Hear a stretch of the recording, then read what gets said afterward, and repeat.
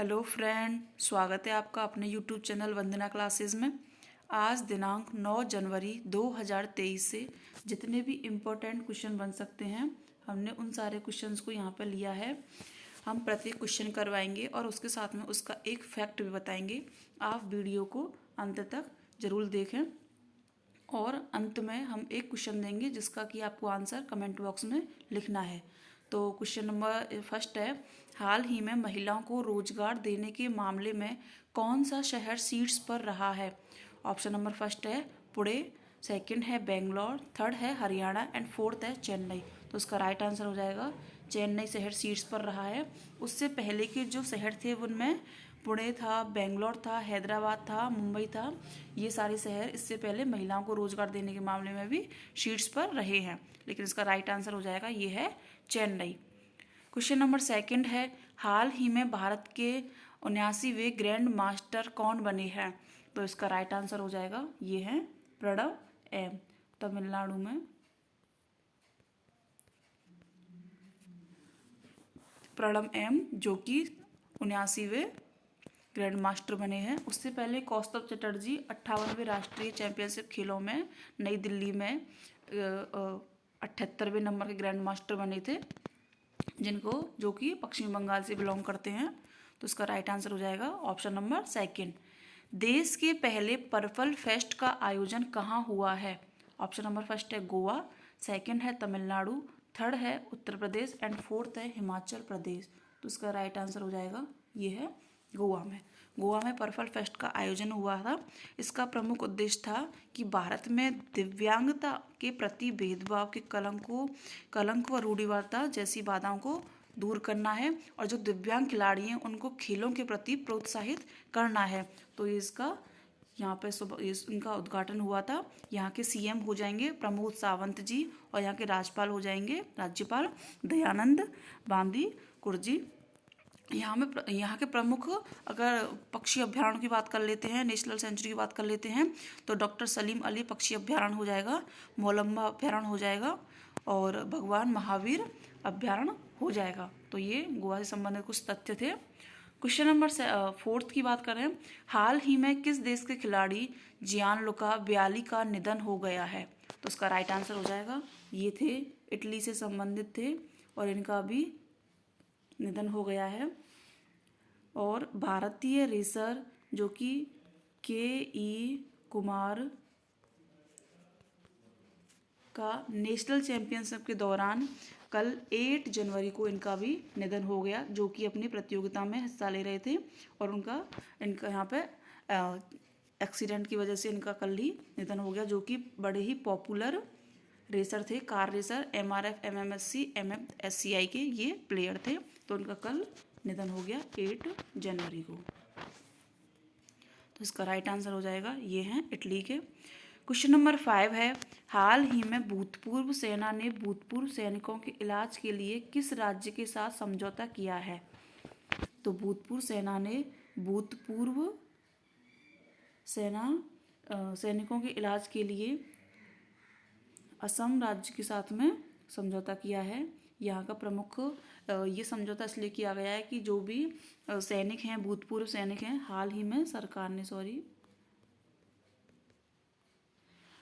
भूतपूर्व सैनिकों के, तो इनका प्रमुख उद्देश्य यह है कि जो भूतपूर्व सैनिक हैं उन्हें इलाज के लिए गुवाहाटी ना आना पड़े।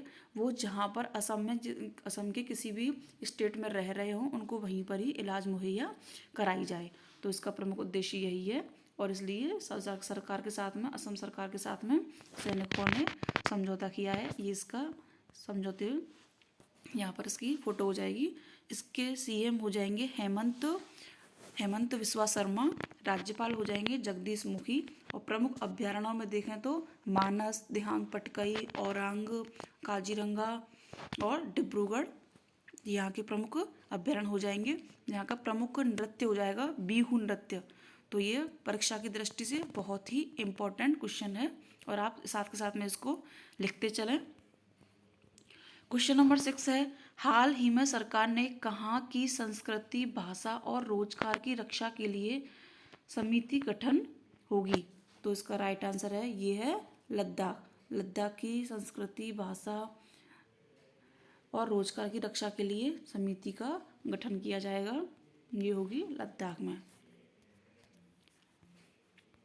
क्वेश्चन नंबर 7 है, आदि शौर्य पर्व पराक्रम का एक सैन्य टैटू। आदि शौर्य पर्व पराक्रम का एक सैन्य टैटू और जनजातीय नृत्य महोत्सव है। इसका आयोजन भारत में कहाँ होगा? तो इसका राइट आंसर हो जाएगा, ये है नई दिल्ली में। इसका आयोजन होगा नई दिल्ली के जवाहरलाल नेहरू स्टेडियम में 23 जनवरी 2023 को किया जाएगा। इस महोत्सव का आयोजन रक्षा मंत्रालय व जनजातीय मामलों के मंत्रालय द्वारा संयुक्त रूप से किया जाएगा। और इसका प्रमुख उद्देश्य है कि देश के लिए बलिदान देने वाले सैनिकों को याद करना है और साथ ही में सुभाष चंद्र बोस की बहादुरी को भी मनाना है, जो कि सुभाष चंद्र बोस की जयंती को हम पराक्रम दिवस के नाम से जानते हैं, इसलिए 23 जनवरी को ये भी एक प्रमुख उद्देश्य है इसको मनाने का। तो उसका राइट आंसर हो जाएगा, ये है न्यू दिल्ली। क्वेश्चन नंबर 8 है, वीर गार्जियन संयुक्त वायु अभ्यास किसके मध्य होता है? तो इसका राइट आंसर हो जाएगा, ये होता है भारत और जापान के मध्य में। और इस बार इसमें भारतीय वायुसेना और Japan air self defence force शामिल होगी, और इसका जो कि जापान में किया जाएगा। और पहली बार इसमें अवनी चतुर्वेदी शामिल होने के लिए जा रही हैं, जो कि इंटरनेशनल वॉर गेम में शामिल होने वाली पहली भारतीय महिला बन जाएंगी। और अभी वह भारत में फाइटर पायलट संचालक के तौर पर पदस्थ हैं। तो ये बड़ा ही इम्पोर्टेंट क्वेश्चन है। भारत और कजाकिस्तान की बात करते हैं तो इनके बीच में काजिंद संयुक्त सैन्य अभ्यास होता है, और भारत उज्बेकिस्तान के बीच में दस्तलिक सैन्य अभ्यास होता है। तो उसका राइट आंसर हो जाएगा, ये है भारत और जापान के बीच में। यह 12 जनवरी से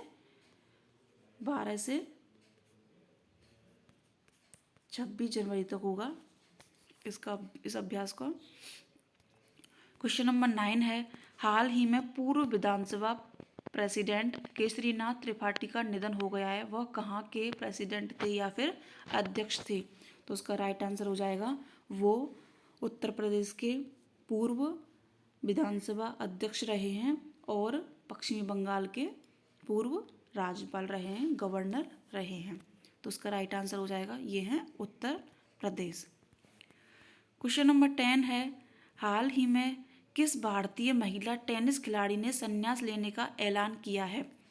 तो इसका राइट आंसर हो जाएगा, भारतीय महिला टेनिस खिलाड़ी ये हैं सानिया मिर्जा ने हाल ही में संन्यास लेने का ऐलान किया है। यह दुबई में अपना लास्ट खेल खेलेंगी और इनके नाम पर 4 ग्रैंड स्लैम खिताब हैं। इसका राइट आंसर हो जाएगा सानिया मिर्जा। क्वेश्चन नंबर 11 है, हाल ही में एक पेड़ एक देश के नाम अभियान की शुरुआत 12 जनवरी से किस राज्य में शुरू हुई है? तो उसका राइट आंसर हो जाएगा, ये है ऑप्शन नंबर फर्स्ट पढ़ लेते हैं। ऑप्शन नंबर फर्स्ट है उत्तर प्रदेश, सेकंड है मध्य प्रदेश, थर्ड है हिमाचल प्रदेश एंड फोर्थ है लद्दाख।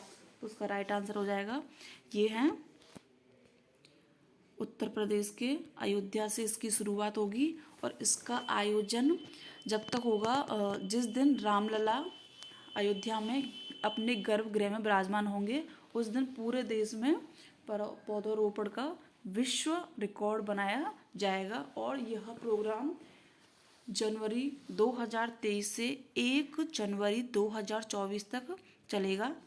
तो इसकी शुरुआत उत्तर प्रदेश के अयोध्या से हुई है और यह 12 जनवरी से स्टार्ट हुआ है। एक पेड़ एक देश के नाम अभियान।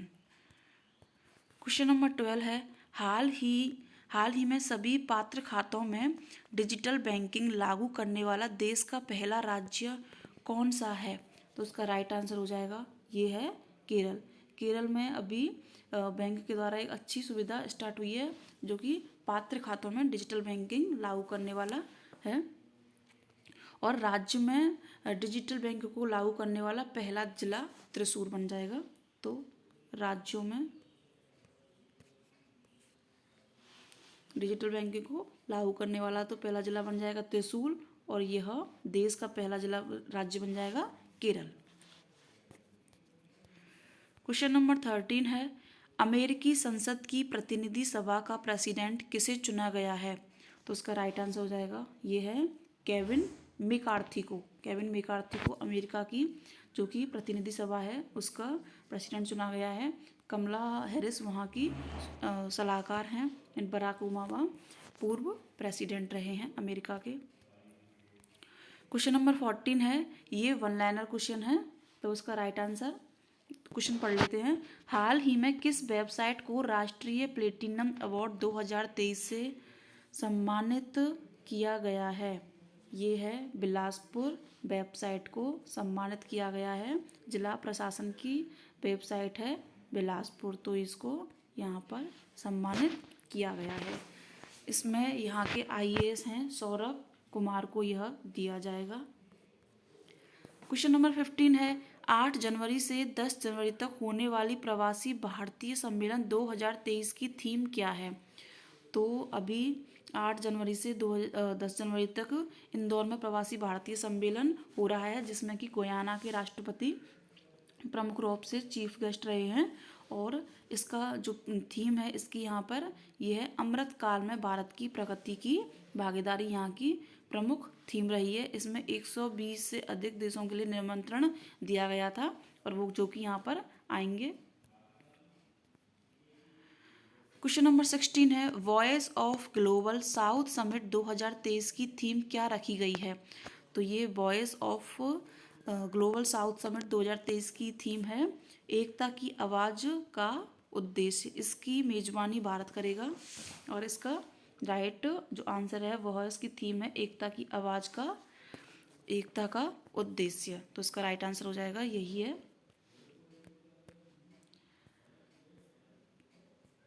और ये क्वेश्चन आपके लिए है जिसको भी कमेंट बॉक्स में आपको लिखना है, हाल ही में किसके द्वारा आमंत्रण पोर्टल लॉन्च किया गया है? तो ये आपको कमेंट बॉक्स में लिख के बताना है। आज के प्रश्नों की श्रृंखला को हम यहीं पर समाप्त करते हैं। अगर आपको वीडियो हेल्पफुल लगी हो तो प्लीज़ इसको लाइक करें, शेयर करें एंड सब्सक्राइब करें। Thank you for watching this video.